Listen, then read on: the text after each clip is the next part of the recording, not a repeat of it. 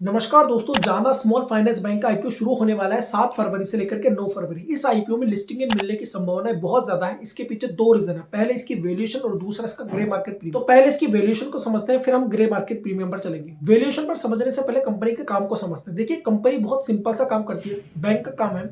चूंकि small finance bank है तो इसके ये जो कंपनी लोन देती है, बैंक ये जो लोन देती है, सीधी भाषा में कंपनी माइक्रो लोन्स देती है। जैसे एमएसएमई को लोन दे दिया, टू व्हीलर पर लोन दे दिया, इसके अलावा अफोर्डेबल हाउसिंग फाइनेंस पर लोन दे दिया। तो इस तरह के कैटेगरी पर कंपनी लोन देती है, छोटे लोन देती है और उससे ब्याज से कंपनी पैसा कमाती है। इसकी वैल्यूएशन पर चलने से पहले एक पॉइंट और समझना पड़ेगा बस हमें, और वो है इसके फाइनेंशियल। कंपनी का रेवेन्यू भी कंसिस्टेंटली बढ़ता गया और कंपनी का प्रॉफिट आफ्टर टैक्स 3.5 गुना हो चुका है 2021 से लेकर के 2023 के। कंपनी के रिजर्व और सरप्लसेस भी कंसिस्टेंटली बढ़े हैं। एक और चीज है, कंपनी की बोरोविंग्स भी अच्छे खासे बनी हुई है। चूंकि कंपनी बैंकिंग सेक्टर की है तो इसके पास अच्छा खासा लोन होता है, लेकिन ओवरऑल फिर भी इसका डेट इक्विटी रेशियो 3.5% के आसपास का है, जो कि मुझे थोड़ा ज्यादा दिखाई दे। लेकिन आईपीओ की दृष्टि से फाइनेंशियल्स ओके दिखाई देते हैं।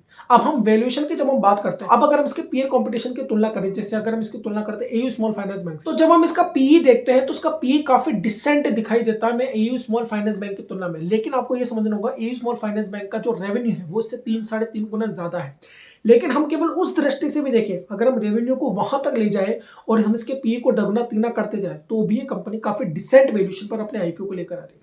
अगर मैं इसको एक्यूरेट बताऊं तो जो उज्जीवन बैंक है, अगर हम उसके रेवेन्यू को देखते हैं तो वो इससे काफी मिलता जुलता है, लेकिन उसका पीई भी इससे ज्यादा है। तो अगर हम देखा जाए तो कंपनी की वैल्यूएशन अगर हम देखें तो बहुत ज्यादा वैल्यूएशन महंगी नहीं मांग रही है, बहुत कम भी नहीं है, एक डिसेंट वैल्यूएशन पर ये आईपीओ लेकर आ रही है, जिससे इसकी लिस्टिंग की संभावनाएं काफी बढ़ जाए। अब इसके ग्रे मार्केट प्रीमियम की बात करें तो इसका 108 रुपए पर शेयर का ग्रे मार्केट प्रीमियम चल रहा है। पिछले 2 दिनों से स्टेबल हो चुका है 108 रुपए पर।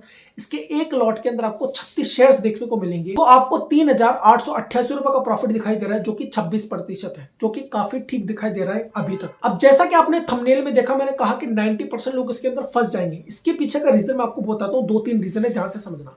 पहला तो देखिए, इसके साथ एक और आईपीओ आ रहा है। इसके अलावा 5 से 7 तारीख तक एक आईपीओ और चल रहा है, उसकी लिस्टिंग होगी 12 तारीख तक को। यानी कि लोगों का पैसा लगा हुआ है आईपीओ के अंदर। पहली बात तो यह कि इस आईपीओ में सब्सक्रिप्शन कम देखने को मिलेगा, और अगर सब्सक्रिप्शन कम आ गया तो इसके अंदर आपको लिस्टिंग वैसे ना देखने को मिले जैसे आपने अपेक्षा कर रखी है। दूसरा, मार्केट वैसे ही बहुत ज्यादा तेजी में है, क्योंकि इस आईपीओ की लिस्टिंग 14 तारीख को होगी। अगर उस समय मार्केट में गिरावट आ जाती है तो इसके ग्रे मार्केट प्रीमियम में भी गिरावट देखने को मिल सकती है, जिससे आपका लिस्टिंग भी डाउन होता हुआ दिखाई दे सकता है। इसलिए सिर्फ ग्रे मार्केट प्रीमियम के भरोसे इस आईपीओ में इन्वेस्टमेंट मत करना। अगर इस आईपीओ में अच्छा खासा सब्सक्रिप्शन देखने को मिले तभी इस आईपीओ में अप्लाई करने की सोच। इसके बाकी की डिटेल्स की बात करें तो इसका प्राइस बैंड 393 रुपए से 414 रुपए रखा गया। अगर इसके इशू साइज की बात करें तो 570 करोड़ का इसका इशू साइज है, जिसमें से 462 करोड़ फ्रेश इशू। तो ओवरऑल देखा जाए तो आईपीओ तो काफी ठीक दिखाई दे रहा है। ये वीडियो आपको कैसा लगा कमेंट करके जरूर बताएगा। आईपीओ और स्टॉक मार्केट से जुड़ी हुई ऐसी वीडियोस के लिए चैनल को सब्सक्राइब कर लीजिए।